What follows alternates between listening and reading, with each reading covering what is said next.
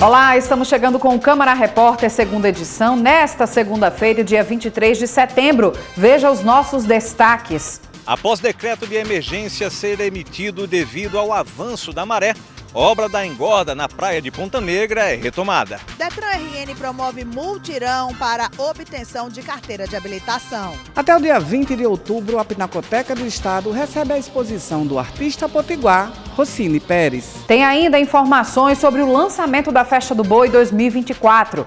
E aqui no estúdio eu vou conversar com a subprocuradora-geral do Ministério Público do Trabalho, doutora Ileana Neiva. Nós vamos conversar sobre a campanha de prevenção aos acidentes de trânsito e ainda o combate ao assédio eleitoral.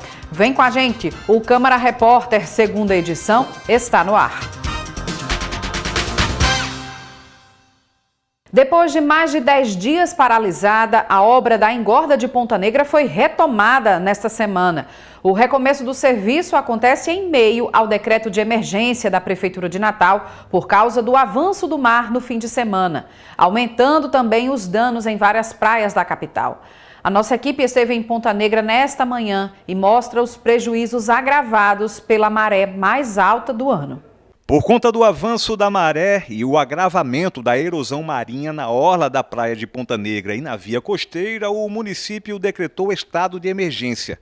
Na praia de Ponta Negra, estes turistas se surpreenderam com o avanço do mar. A maré, haja visto que chegou até nós aqui, já está se recuando. Está recuando, mas ainda está bem próximo. Né? Exatamente, mas ela já recuou bastante já, de quando nós chegamos a 30 minutos atrás. Nas praias que eu vou sempre tem 30, 50 metros de praia, depois você tem as águas, aqui é diferente. E essa obra da engorda vai ampliar a faixa de areia, você acredita que será aí uma boa alternativa? Eu creio que sim, acaba aproveitando mais o espaço, criança, diversões e entretenimento, que uma faixa muito curta você acaba aproveitando menos. Nesse trecho da praia de Ponta Negra, o avanço da maré acaba complicando os banhistas, turistas que querem ficar aqui na barraca para desfrutar de petiscos e uma água de coco. Os barraqueiros precisam cavar ali, ó, para acabar segurando, né, para dar conta da barraca ficar segura e a maré não arrancar. O amigo aqui que está vendendo coco, olha só, a água já chegando, acaba ficando no prejuízo? Com certeza, né? Porque a gente não consegue trabalhar sossegado, né? E eu creio que com essa obra que está fazendo aí, essa engordar, e se caso ela seja cumprida assim, vamos poder trabalhar durante o dia e durante a noite, né? Porque a maré não vai avançar, né? Após emitir o decreto de emergência, o município retomou a obra da engorda da praia de Ponta Negra. O serviço estava paralisado desde o dia 3 de setembro, após a Funpec, contratada pelo município, ter encontrado cascalho no banco de areia licenciado. Na via costeira, a draga está posicionada, junto a tratores e trabalhadores. Com relação ao avanço da maré, todos nós sabemos do problema do clima, né? Essa ideia de que o clima não está afetando nisso, a temperatura, todos nós sabemos. Isso aí em todo mundo. Com relação à engorda, pensamos que seja uma solução. Conforme a maré vem avançando, o Ricardo precisa cavar e ajustar aí para firmar, né? E não cair, a maré não levar. Para deixar as pranchas aqui em cima para a maré não levar, né? Acaba afugentando também os turistas. Porque não tem faixa de areia e aí a gente trabalha menos tempo na praia. O maior avanço da maré e a consequente erosão costeira fez a Guarda Municipal reforçar a segurança no Morro do Careca, para que banhistas não subam na área de preservação ambiental. A interdição, inclusive, já existia a cerca, né? E a interdição da cerca, a interdição também das pedras, porque perto das próximas pedras também existe risco. As falésias estão com muita erosão, as raízes das árvores que estão acima das falésias, elas estão à mostra, né? Pode cair, né? E podem cair, né, a qualquer momento, porque não tem como segurar, tem muita erosão. E a maré está avançando muito. Hoje a maré estava tão alta que a gente não conseguiu, a princípio, passar para cá. Deixamos baixar um pouquinho para poder a gente passar. O decreto de emergência segue orientações do Gabinete de Crise da Defesa Civil. O documento tem validade de 90 dias, com possibilidade de prorrogação por mais 90 dias. A Prefeitura tem um plano de contingência, né, que é usado para situações de desastre e emergência. E nesse plano a gente tem esse protocolo. Quando qualquer órgão, né, principalmente Defesa Civil, identifica uma situação de risco, a gente elabora um parecer, reúne o gabinete de crise e no gabinete de crise, nessa situação, foi deliberado pela situação de emergência, né? Porque a gente vinha identificando no nosso parecer uma evolução dessa erosão, né, que vinha afetando mais ainda o Morro do Careca, que vem apresentando já instabilidade já de algum tempo. E diante dessa última semana, que a gente teve algumas marés mais altas, né, com vento muito forte, tivemos infraestruturas públicas que foram afetadas, os dissipadores de drenagem que foram afetados, que tiveram tombamentos de blocos, recém-colocados esses dissipadores, e também afetando outras estruturas de enrocamento, né, nas proximidades dos hotéis, ali na altura do Rifoles, mais ou menos no final do calçadão. Então a gente teve tombamento de blocos, teve rompimento de muros de contenção, teve desabamento de rampa de acesso para a praia. Então, diante de todos esses eventos, né, da erosão que vem acontecendo, do risco que a gente tem de ter pessoas nas proximidades do morro, o gabinete de crise, para que a gente conseguisse tomar essas medidas emergenciais, entendeu a necessidade de um decreto de emergência. Para minimizar o impacto do avanço da maré, serão instalados sacos de areia em frente ao Morro do Careca e novos bloqueios de pedra na orla. Com o intuito de diminuir a energia das ondas, né? Isso não vai parar a erosão, mas a gente tende nesse momento, para essas marés mais altas, diminuir o impacto com que a onda atinge o morro e principalmente criar uma área de isolamento para que as pessoas não se coloquem nessa situação de risco, né? Porque a gente tem no Morro do Careca, diante da falésia, o costume de os banhistas ficarem nesse local, que já é inclusive proibido, que já é isolado. Eles ficam encostando na falésia para pegar a sombra, para ficar ali naquele momento recreativo, mas a gente tem uma situação de altíssimo risco.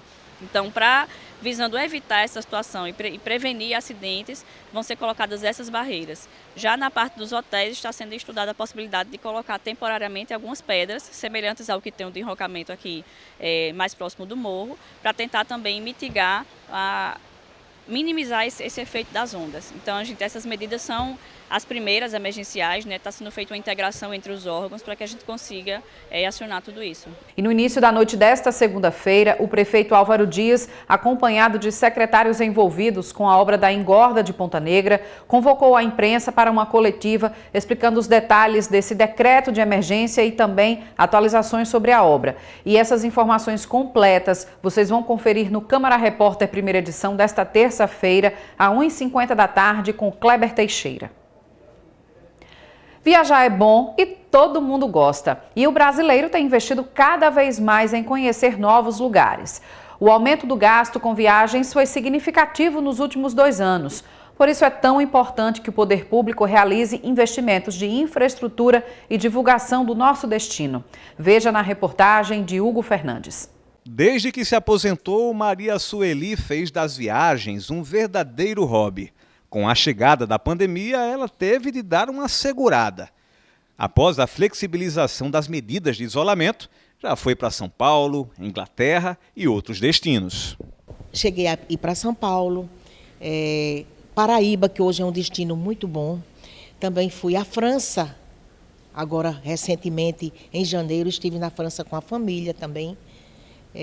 Portugal também. Então, para você, o que é que representa viajar? Para mim, representa cultura, sabedoria, conhecimento. Esses 3 itens, para mim, a viagem significa nesses itens que, para mim, é um investimento muito bom e grande para mim. Segundo o IBGE, com o fim da pandemia, nos últimos 2 anos, o gasto médio dos brasileiros com viagem cresceu em 78%. Foram injetados 20,1 bilhões de reais somente no ano passado. Em 2023, o número de viagens aumentou em 71,5%. Já esperávamos isso, né? Durante a pandemia, as pessoas falavam da vontade de que quando tudo acabasse iam voltar a viajar, porque o que fica são as memórias, são os momentos vividos. E em 2023 a retomada foi bem forte, né? Faltava hotel, faltava lugar nos voos e agora tudo estabilizou. Os números de voos já voltaram, os hotéis já estão, né, todos abertos e as pessoas estão com muita sede de viajar. Chegam numa viagem já planejando a próxima viagem, porque são esses momentos, são essas coisas que ficam, né, eternizadas. De acordo com a diretora dessa agência de viagens, os destinos mais procurados pelos natalenses continuam sendo Gramado, Foz do Iguaçu e Rio de Janeiro. A gente destaca muito o Rio Grande do Sul, com sua Gramado, inovando, depois aí das enchentes, correr atrás do prejuízo e já estão com tudo operando. O Natal Luz promete ser o mais lindo de todos os tempos na cidade de Gramado e Canela esse ano. Nós temos também o destino do Rio de Janeiro, que é muito procurado pelo natalense, Santa Catarina, com seu Beto Carreiro World, o parque ali pertinho de Camboriú. Também Foz do Iguaçu é um destino muito procurado, é um destino que recebe muito turista internacional. E quando o brasileiro chega lá, não acredita na infraestrutura, né, do estado e para apresentar as cataratas. Para atrair os turistas, Natal conta como principal trunfo as belezas naturais das praias e uma rede hoteleira estruturada. As autoridades ligadas ao turismo, como a Improtur, como a Setur, como a Secretaria de Turismo Municipal, vem se unindo e levando, na verdade, Natal para as feiras internacionais, que é realmente um grande negócio. Hoje você precisa sim convidar, você precisa mostrar que o teu estado tem praias maravilhosas e tem realmente praias maravilhosas, mas nós precisamos estruturar um pouquinho mais a nossa cidade, né? Porque nós estamos aí justamente com a situação da engorda de Ponta Negra, que vai alavancar muito a questão do turismo, não só internacional, mas também o nacional, onde vai criar curiosidade das pessoas virem aqui a Ponta Negra para rever essa praia que vai ficar cada vez melhor. Mas isso precisa, sim, de um apoio federal, de um apoio estadual, de um apoio municipal. Nós temos uma rede hoteleira, comparando-se, tá, aos estados vizinhos, como a Paraíba e o Ceará, hoje a nossa rede hoteleira ela é de tirar o chapéu. O vice-presidente da Associação Brasileira de Agências de Viagens do RN conta que o estado pode atrair mais turistas caso consiga reduzir a passagem cobrada pelas empresas aéreas. A parte aérea hoje ela é fundamental para que você possa enviar o turista para outros estados, como chegar aqui em Natal também, porque veja bem, todo voo que chega é esse voo que sai, né? Esse turista que está chegando aqui, ele vai, sim, usufruir de toda essa nossa estrutura que nós temos em Natal, que é maravilhoso, mas lembrando que esse mesmo voo que chega é um voo que sai, e ele vai dar oportunidade para o potiguar, para o cidadão local fazer suas viagens de turismo com a sua família para esses outros estados também. Então é fundamental, nós sempre estamos discutindo com a autoridade, inclusive com as companhias aéreas, a questão da redução das tarifas aéreas para que isso possa contribuir muito para o turismo local. A secretária de Turismo do Estado diz que, apesar do governo manter contato com as empresas aéreas, não possui controle para reduzir a tarifa dos voos comerciais. É uma atividade econômica e as companhias aéreas elas vão pela lei de mercado. E a gente sabe que quando tem uma oferta maior e quanto mais se procura, eles tendem a ir lá aumentar o preço. Mas o que é que nós temos feito? Nós temos o decreto do QAV, né? Então a gente fica regularmente conversando com essas companhias aéreas para que o decreto seja cumprido, para que aumente o número de voos aqui para o estado, o número de assentos e também com valores que venha a ser convidativo.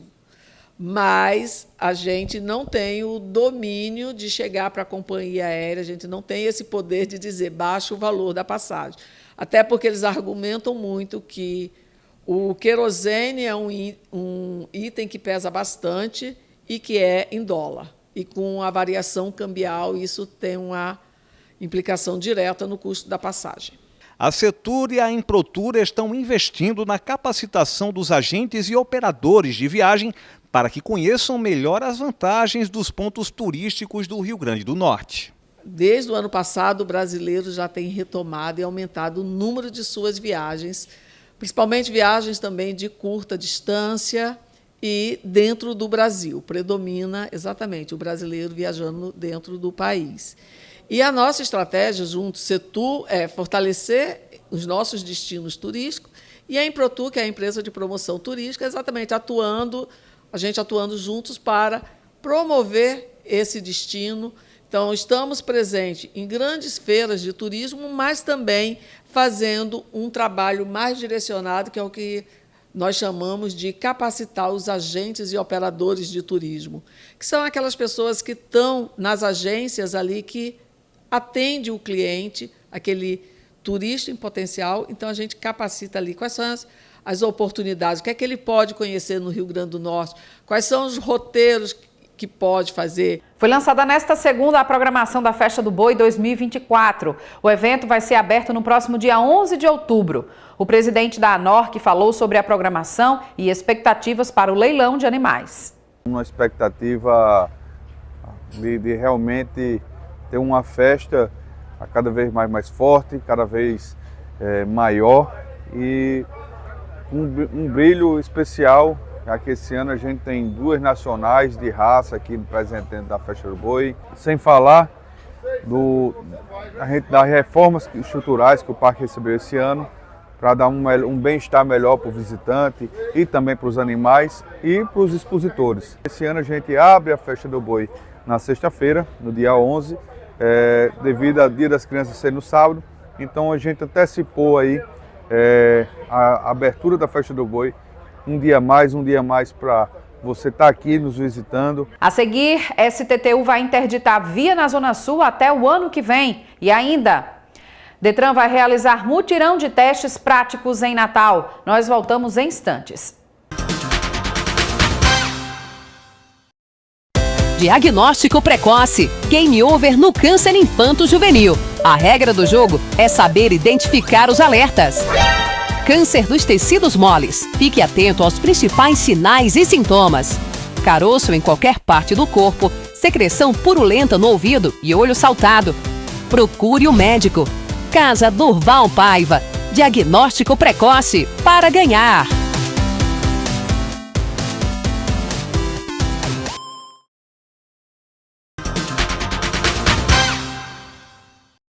Estamos de volta com um aviso importante para quem mora no bairro Pitimbu, Zona Sul de Natal. A STTU vai interditar por 1 ano uma rua nas proximidades da obra de construção do Hospital Municipal. Edesiane Moreno. Nesta terça-feira, a Secretaria de Mobilidade Urbana inicia o bloqueio da rua Lago de Pedra, entre a rua Abreu e Lima e a Avenida Omar O'Grady, no bairro Pitimbu, região sul de Natal. O objetivo da interdição, que seguirá até o dia 22 de agosto de 2025, é administrar o trânsito no entorno das obras do Hospital Municipal de Natal, que chega à sua segunda etapa. Durante esse período, os condutores devem utilizar os corredores viários no entorno, que estarão livres para o fluxo de veículos. Agentes de mobilidade estarão no local orientando os motoristas. Maiores informações pelos telefones 3232-9102, 9105-9107 e 98870-3862. Agora um aviso aos moradores da Zona Norte. Nesta terça-feira, dia 24, parte dos bairros de Pajuçara e Lagoa Azul, na Zona Norte da capital, terão uma parada programada no abastecimento de água a partir das 8 horas da manhã. A CAERN vai realizar o serviço de manutenção mecânica na estação elevatória da Zona Norte. O serviço está previsto para ser concluído ainda na noite de terça-feira, mas a normalização do abastecimento será em até 72 horas. Então está todo mundo avisado. O Detran vai realizar nesta próxima sexta-feira, dia 27, um mutirão de testes práticos de habilitação aqui em Natal. Simone Silva tem mais informações sobre como fazer o agendamento para participar. O Detran RN promove nos próximos dias 27 e 28 de setembro um mutirão de testes práticos de direção para facilitar a obtenção da Carteira Nacional de Habilitação, a CNH. O mutirão ocorre na sede do órgão, que fica na Cidade da Esperança, a partir das 8 horas. Serão distribuídas 500 fichas por dia para as categorias A, B, C, D e E. O agendamento pode ser feito a partir desta terça-feira, dia 24 de setembro, pelo portal de serviços Detran, no endereço eletrônico portal.detran.rn.gov.br. Qualquer pessoa que já tenha passado pelas etapas do processo de habilitação pode se inscrever. A Câmara de Dirigentes Lojistas de Natal realiza essa semana uma sabatina com os principais candidatos à Prefeitura de Natal. O objetivo é avaliar as propostas e discutir o futuro do desenvolvimento. O Hugo Fernandes tem as informações. Eu estou aqui com o presidente da CDL Natal, José Lucena. Presidente, qual será a agenda, qual será a dinâmica nessas entrevistas com os candidatos à Prefeitura?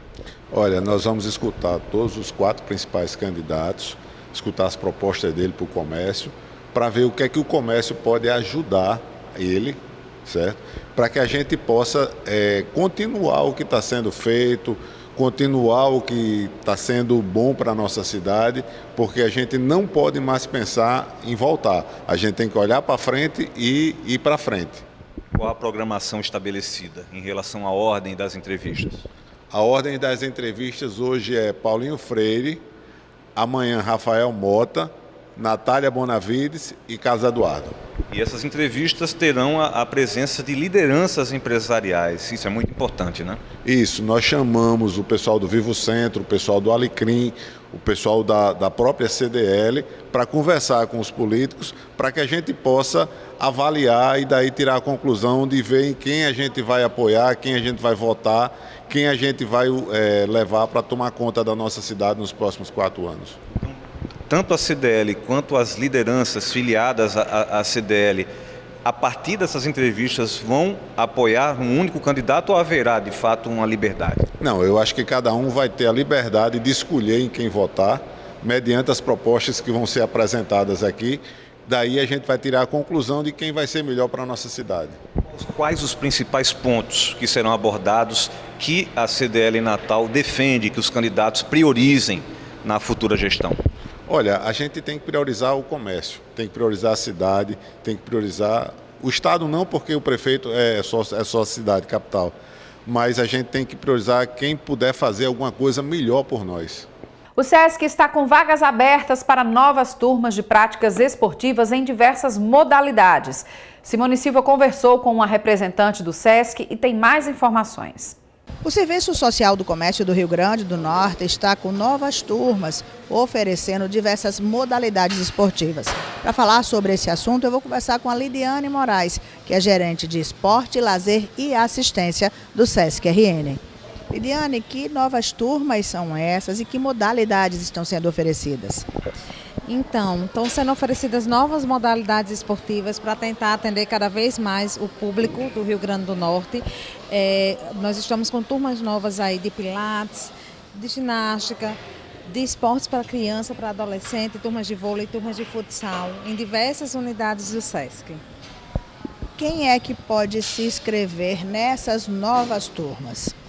Para se inscrever nessas novas turmas, o interessado precisa só adquirir o credencial SESC. Para todos os trabalhadores do comércio de bens, serviços e turismo, com carteira profissional registrada, né, pode procurar o SESC ou através do nosso site www.sescrn.com.br. Lá procura o portal onde consegue fazer sua carteirinha por lá mesmo, colocando toda a documentação. É gratuita para o trabalhador do comércio de bens, serviços e turismo. Para o público em geral, ele procura uma unidade SESC também, faz a carteirinha dele, consegue pagar uma anuidade nessa carteirinha e ter acesso a todos os serviços do SESC através dessa credencial por 1 ano, tem validade de 1 ano. E, além disso, para a prática da atividade física, a gente solicita também um atestado de aptidão física, né? Um atestado médico dizendo que está apto à prática da atividade física. Então, os interessados, eles podem ir nas centrais de relacionamento da unidade, onde eles querem fazer as modalidades esportivas, é isso? Isso mesmo, eles podem procurar as centrais de relacionamento das unidades, aí no SESC, aqui em Natal, temos centrais de relacionamento no SESC Zona Norte, aqui no SESC Cidade Alta, até mesmo no SESC Restaurante, também tem a central lá, ele também consegue se inscrever em Caicó, em Mossoró, em qualquer uma das nossas unidades, ele tem acesso a essa inscrição. Lidiane, esta semana também o SESC participa aí da Semana Move, que é uma semana global para tirar aí as pessoas do sedentarismo. Qual vai ser a programação aqui em Natal? Quem tiver interesse em praticar atividade física gratuitamente essa semana, o SESC está aí aderindo mais uma vez à Semana Move Brasil, que é uma campanha de erradicação do sedentarismo. A gente ainda tem números consideráveis que demonstram a necessidade da prática da atividade física, né? A cada 2 minutos no Brasil ainda morre uma pessoa vítima de infarto. E aí tem que estar tudo relacionado com a necessidade do nosso organismo se movimentar. E aí, pensando nisso, o SESC abraçou mais uma vez essa campanha e está disponibilizando uma programação vasta. Está disponível no site do SESC, www.sescrn.com.br, onde a população tem acesso às atividades gratuitas em diversos horários. É uma grade considerável de aulas aqui em Natal, em Mossoró e em Caicó, em todas as nossas unidades. É importante se mexer mesmo. A Pinacoteca do Estado recebe uma exposição inédita com obras do gravador e desenhista potiguar Rossini Pérez. Pela primeira vez desde a sua morte em 2020, Natal recebe a mostra do renomado artista potiguar Rossini Pérez. A exposição Desdobramentos, Desenhos de Rossini Pérez apresenta 51 obras inéditas do artista. Nascido em Macaíba, Rossini Pérez deixou um legado nas artes que ultrapassou fronteiras, alcançando países da América Latina e Europa, e também o Senegal, onde foi professor de gravura. Sua influência e talento são celebrados nesta exposição única. Rossini Pérez, ele nasceu em Macaíba, né? Se eu não me engano em 32, agora eu não estou me lembrando bem da data.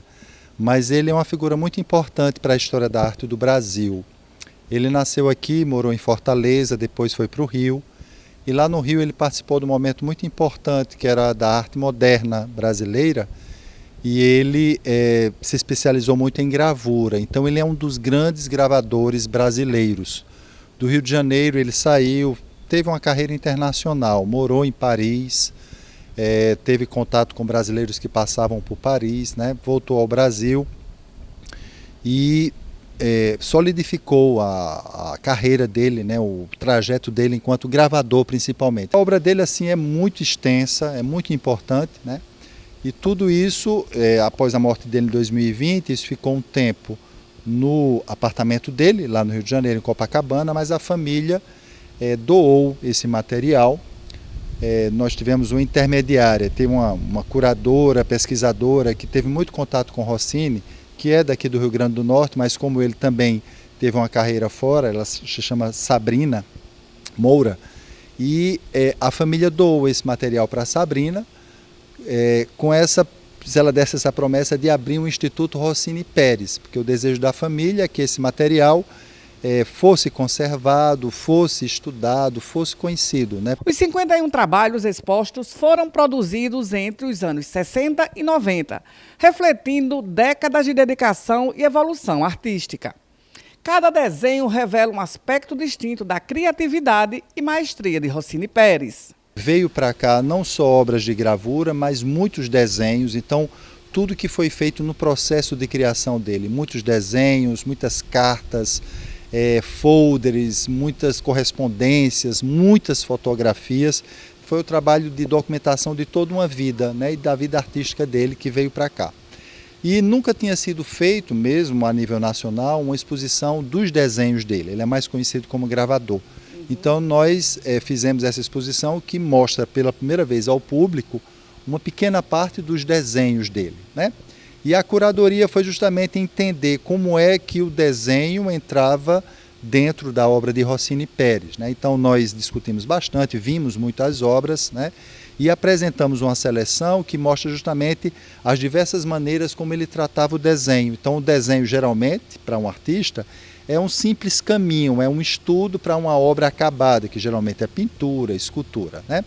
Mas no caso de Rossini é muito interessante, porque os próprios desenhos eles são muito fortes e eles são muito... A exposição se chama Desdobramento, porque a gente percebeu que os desenhos são desdobramentos do pensamento dele. Com traços marcantes e uma visão única, os trabalhos encantam e surpreendem os visitantes, revelando a genialidade e sensibilidade do artista. Eu estou achando muito interessante, eu entrei na exposição faz pouco tempo, mas eu gosto muito de vir aqui à Pinacoteca, eu gosto muito de conferir esses eventos, porque eu sempre acabo conhecendo nomes novos, às vezes nomes históricos, e a gente acaba adquirindo muito conhecimento sobre a arte, né? Até para quem produz, conseguir algumas referências. Esses desenhos aqui são muito interessantes, eu estava lendo ali que Rossini, ele... foi para vários cantos do mundo, né? E na ficha do evento diz que ele foi para Senegal e que essas obras em específico, esses desenhos, eles são muito inspirados por essa época que ele foi lá. Então, até mesmo indiretamente, a gente consegue conhecer um pouco de Senegal, né? Pelo olho dele, pela perspectiva dele. A parte que eu estava ali conferindo agora, ela trata muito mais sobre o processo criativo dele, sobre as gravuras que ele fazia em alguns ambientes de... universidades, de alguns prédios privados, e a parte que eu estava olhando agora destaca muito sobre o processo criativo dele. Ele fazia primeiro a lápis, depois a caneta, depois a hidrocor, e a partir disso ele ia a cada passo do processo criativo melhorando um pouco mais, e eu achei muito interessante sobre como por trás das câmeras, por trás assim das cortinas, como se dá esse trabalho de um artista. A exposição fica até 20 de outubro na Pinacoteca do Estado. A Pinacoteca funciona de terça a sexta, de 8 horas da manhã às 5 da tarde e sábados e domingos das 9 da manhã até as 4 da tarde. A entrada é gratuita e estão todos convidados então para conhecer um pouco mais dessa arte de Rossini Pérez. Vale a pena mesmo conferir. E depois do intervalo, você confere uma entrevista com a subprocuradora-geral do Ministério Público do Trabalho, doutora Ileana Neiva. Nós voltamos já já.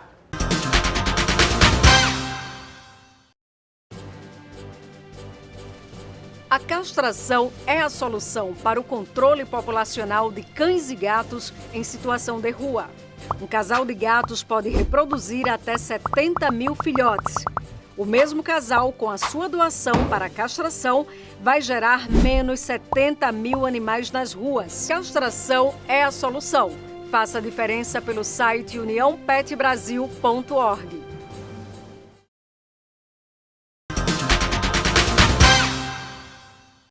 Estamos de volta com o Câmara Repórter e a gente recebe aqui no estúdio a subprocuradora-geral do Ministério Público do Trabalho, doutora Ileana Neiva. A gente vai conversar aqui sobre a Semana Nacional do Trânsito, que envolve diversas ações realizadas aqui no Rio Grande do Norte. Doutora Ileana, seja muito bem-vinda aqui para conversar conosco. Muito obrigada, Larissa. Doutora Ileana, desde o início do ano, o Ministério Público do Trabalho, junto com os órgãos de trânsito aqui no estado, o DETRAN, as secretarias municipais de trânsito, enfim, nos municípios, estão engajados com a preocupação, na verdade, do crescente aumento de acidentes de trânsito aqui no Rio Grande do Norte, principalmente envolvendo motociclistas. E essa mobilização vem, por exemplo, desde o mês de maio, quando houve a campanha do Maio Amarelo. De lá para cá, qual é a constatação que os órgãos, enfim, vocês como autoridades, fazem dessa realidade? O Ministério Público do Trabalho tem constatado que é preciso intervir nas relações de trabalho para que a gente possa reduzir a acidentalidade no trânsito. Nós sabemos que esse número excessivo de acidentes de trânsito tem ocorrido também porque existem um número maior de motociclistas transitando e as vias públicas não têm a estrutura adequada para isso. O Ministério Público Estadual vem trabalhando há muitos anos a questão da infraestrutura de trânsito. Agora, com esse projeto, se junta o Ministério Público na área de saúde, as promotorias de saúde e da cidadania, por ver que esse problema é multifatorial. E se junta ao Ministério Público do Trabalho para deixar bem claro para os empresários e para a população que muitos sinistros ou acidentes de trânsito são, na verdade, acidentes de trabalho. Esses acidentes de trabalho podem ocorrer com os motociclistas? Sim, acontece muito com motociclistas, com motoristas profissionais. Mas também acontece com qualquer trabalhador de qualquer área de atividade econômica, porque ele utiliza a motocicleta ou ele utiliza um veículo de 4 rodas para o seu transporte e porque nós temos também uma carência de transporte coletivo em Natal.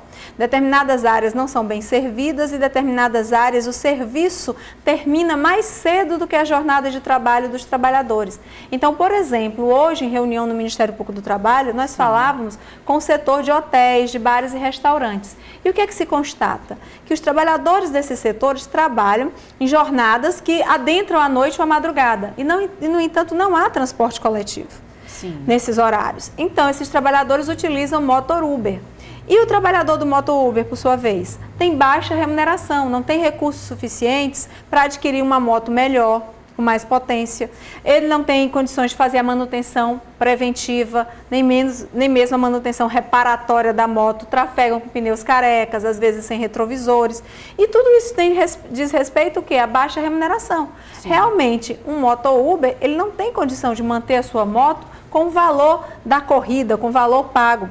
E as pessoas passam a escolher esse meio de transporte justamente porque é mais barato. Então, as relações de consumo impedem que haja uma justa prestação do serviço que sobre, né, que seja suficiente para o trabalhador se manter e a sua família e poder fazer a manutenção da sua moto. E qual a responsabilidade, então, das empresas sobre essa situação? As empresas, como agentes sociais e econômicos importantes, elas podem intervir, inclusive, na vontade política de melhorar o transporte coletivo e elas podem intervir também exigindo da empresa de aplicativo, por exemplo, que ela só cadastre e tenha uma responsabilidade pelo cadastramento de pessoas que tenham realmente um equipamento de proteção individual para utilizar quando transportam pessoas, o capacete para si e para a pessoa transportada, e que nas entregas essas pessoas tenham a responsabilidade de fazerem as entregas sem quebrar o produto.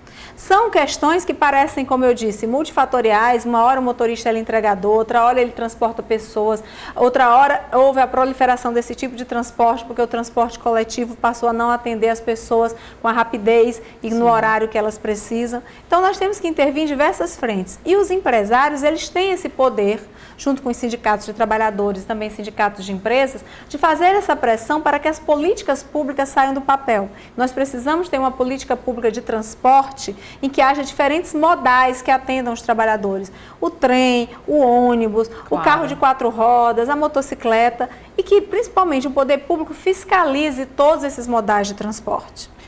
Doutora Ileana, de alguma forma, não só do âmbito de vista assim, local, dessa questão da melhoria do transporte público, enfim, dessas políticas, como a senhora explicou, mas no âmbito nacional mesmo, através do Ministério Público do Trabalho, há a possibilidade também de, por exemplo, através dessas plataformas de aplicativos, né, do transporte.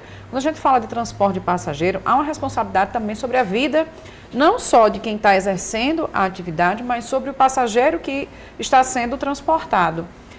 De se exigir testes de direção defensiva, cursos, melhor dizendo, de direção defensiva, porque essas pessoas precisam também ter perícia, porque o que a gente constata também muitas vezes é que pessoas que tiram recentemente a habilitação já vão por uma necessidade, claro, de sobrevivência, enfim, de trabalho, já vão para esse tipo de serviço sem ter realmente uma perícia de condução. E aí isso também estaria por trás provocando esses acidentes, doutora? Sim. Além disso, hoje, na reunião, o Detran chamou a atenção para esse fato de que muitas pessoas não têm a perícia necessária para dirigir uma motocicleta e fazem de forma profissional porque é uma alternativa ao desemprego. Na verdade, tem sido hoje um subemprego. Muitos trabalhadores trabalham por aplicativo porque não têm outra condição. Não porque estejam satisfeitos e achem a remuneração justa, mas porque não têm outra opção. Esses trabalhadores, muitas vezes, não têm a carteira de trabalho, de condutor profissional. Não fizeram os exames. Por exemplo, para você retirar uma carteira no Detran, existem taxas a serem pagas. Muitas pessoas não têm esse recurso ou não querem despender esse recurso. Para os que não têm, o governo do estado tem uma linha hoje no orçamento para a carteira social, para que as pessoas possam adquirir uma carteira de motorista, passar por todos os testes, serem habilitados. E o Detran tem um departamento de educação para o trânsito também.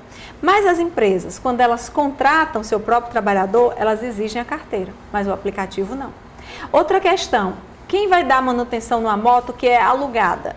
E se a empresa que aluga a moto não entrega a moto em perfeitas condições, isso concorre para os acidentes. Levantamentos que nós temos já feito em Natal, sabemos que muitos trabalhadores motociclistas ou que fazem Uber Moto, eles alugam a moto. E como recebem essa moto? Qual é a condição? Será que a empresa que aluga faz essa manutenção? Então, todos esses aspectos têm sido investigados e nós temos conversado também com o sindicato dos trabalhadores motofretistas, né? E, inclusive, é preciso ressaltar que em Natal, o Uber Moto é proibido. Há uma lei de Natal dizendo que as pessoas não podem ser transportadas em motocicletas. Mas a gente vê claramente, então, desrespeito a isso. Porque não há fiscalização.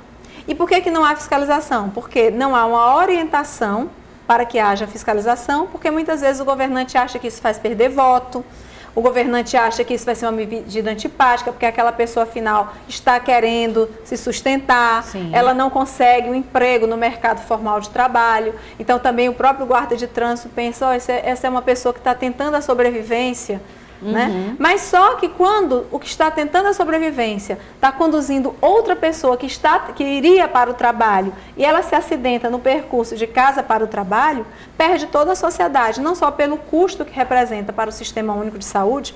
Hoje os dados são que uma cirurgia ortopédica custa R$6.000 para o SUS. E normalmente essas pessoas traumatizadas, politraumatizadas no trânsito, elas são submetidas a mais de uma cirurgia. Ficam meses afastadas. Meses afastadas. Trabalho. Então, nesse momento, no Valfredo Gurgel, né, cada uma hora, quantos acidentes acontecem em Natal e na Grande Natal? E quantos vêm acidentados do interior para o hospital de traumas? E aí, nesse caso, essas pessoas submetem a várias cirurgias e ainda recebem órteses, próteses.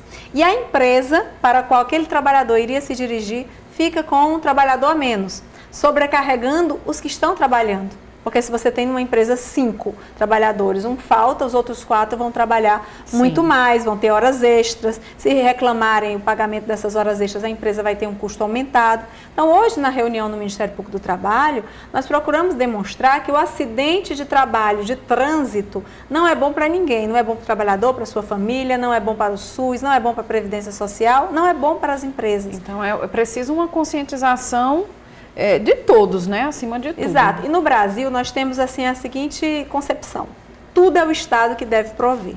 Ao mesmo tempo que algumas pessoas reclamam que o Estado é grande, que o Estado emprega muita gente, o que é uma falácia, porque o Brasil não é um dos países do mundo que tem mais servidores públicos, né? Isso é uma falácia. Mas o fato é que as pessoas reclamam do tamanho do Estado, reclamam do peso do Estado, que o Estado é caro. No entanto, como é que nós vamos realizar políticas públicas, desde a fiscalização até o atendimento rápido do cidadão quando ele se acidenta, se não houver servidores públicos? Então, é preciso a gente pensar também, nesse momento que estamos, né, de eleição, quais são as propostas para um serviço público de qualidade. E de serviço público de qualidade, eu falo inclusive do serviço do permissionário de transporte. Porque se nós tivéssemos mais transporte coletivo, talvez nós não tivéssemos procura por um serviço que está fora da previsão legal, que é o serviço do Uber Moto. Com certeza, doutora. E já falando então, mudando aqui de assunto, falando nesse assunto de eleição, além dessa semana do trânsito, dessa mobilização, o Ministério Público do Trabalho também está engajado com a campanha de combate ao assédio eleitoral nesse período. Desde que essa campanha foi iniciada, como é que está a constatação? Tem chegado denúncias aqui no Estado? Sim, no Rio Grande do Norte e em todo o Brasil. O Ministério Público do Trabalho tem acompanhado através de 2 coordenadorias, a coordenadoria de promoção da igualdade de relações de trabalho, porque é uma discriminação se exigir que o trabalhador vote em determinado candidato, é um ato abusivo do empregador. E a coordenadoria que trata do trabalho na administração pública, chamada CONAP, que é a coordenadoria do Ministério Público, que vê as relações não só entre servidores, mas todos aqueles que trabalham na administração pública como terceirizados.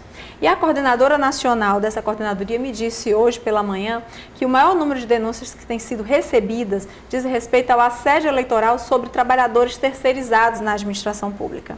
O trabalhador terceirizado, na terceirização à brasileira, a empresa prestadora de serviço terceirizado encerra o contrato, mas o trabalhador continua no órgão.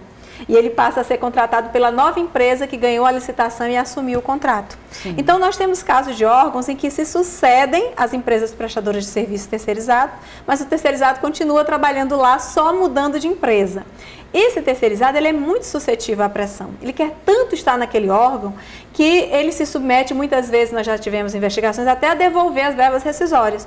Quanto mais a aceitar votar no candidato indicado pelo político. Né? Então, em casos em que se pensa em reeleição e o candidato que está na situação concorre à reeleição, nós estamos vendo muitos casos de assédio eleitoral sobre os terceirizados. E é preciso que se diga para esses trabalhadores terceirizados que eles não devem aceitar esse assédio, devem comunicar ao Ministério Público do Trabalho. Nós asseguramos o anonimato e vamos investigar, assegurando o anonimato do denunciante, porque é muito importante para a democracia e para as relações de trabalho que se distinga o que é o poder diretivo do empregador para determinar que realize determinado ato, preste um serviço, elabore um produto, do poder diretivo do empregador sobre a própria intimidade e a consciência eleitoral do trabalhador. Não existe isso, não é possível o empregador chegar a essa seara da própria intimidade do exercício da cidadania pelo trabalhador. Doutora Helena, e só para, assim, realmente esclarecer uma realidade, quando o empregador, por exemplo, faz uma reunião de trabalho com a presença de um certo candidato na empresa, isso por si só já configura um assédio eleitoral ou é possível que isso seja feito e não seja um assédio? Não. Como é que se classificaria nesse caso? Veja, o assédio ele tem diversas formas de exteriorização. A gente tinha verificado em eleições passadas um assédio de uma forma mais grosseira, né? Deixando bem claro que era para votar naquele candidato, porque se não votasse naquele candidato e votasse no outro, a empresa ia fechar. Então, era uma ameaça de desemprego. Agora, o que nós temos visto tem sido uma forma mais subreptícia, uma forma mais escondida de fazer o assédio, levando o candidato para visitar a empresa. Sim. Mas reúne os trabalhadores. Qual foi o período, fora do período eleitoral, que candidatos iam às empresas dessa forma?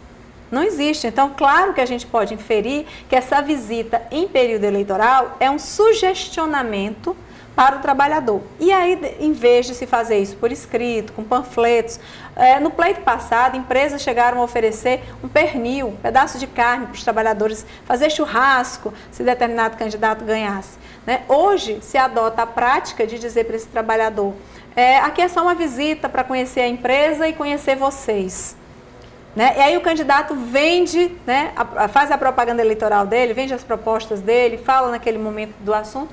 É claro que se esse empresário, para a produção, para que os trabalhadores ouçam aquele candidato, ele está dizendo para todos os trabalhadores, esse é o meu candidato, votem nele, é bom para a minha empresa. Então, é só uma forma diferente de dizer assim, eu quero que vote. Então, voto de cabresto não pode existir mais no nosso país. Então, o recado está dado. Doutora Helena, e para fazer a denúncia no site do Ministério Público, está? Exatamente. No trabalho. www.prt21.mpt.mp.br.